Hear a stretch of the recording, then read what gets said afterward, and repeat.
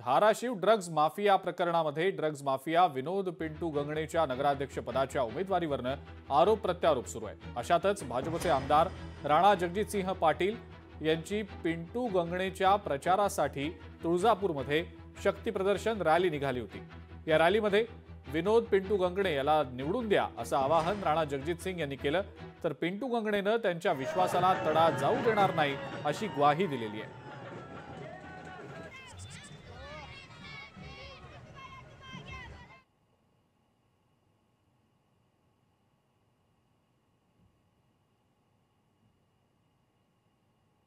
पिंटू भैया विनोद गंगणेंच्या माध्यमातून गोरगरिबाचं जे काम आपल्या तुळजापूरमध्ये होतंय, गेले 15-20 वर्ष जे होते तुमच्या समोर आहे।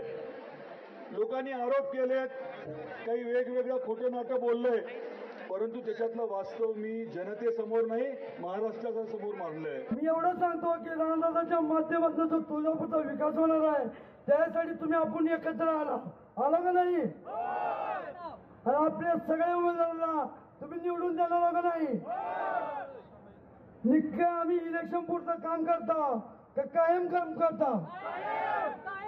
आणि दादानी जे सगळ्या आमच्या उमेदवार विश्वास ठेवलाय, माझ्यावर विश्वास ठेवलाय, तुम्ही त्या विश्वासाला आज सगळ्यांनी एकीचं बळ दाखवून आत्मसन्मानाचा तुळजापूरच्या नागरिकांना सांगितलंय की आपले 22 उमेदवार आणि नगराध्यक्षाचा मी उमेदवार निवडून येणार आहे। लोकशाही मराठी ऐका, पहा, जागरूक रहा।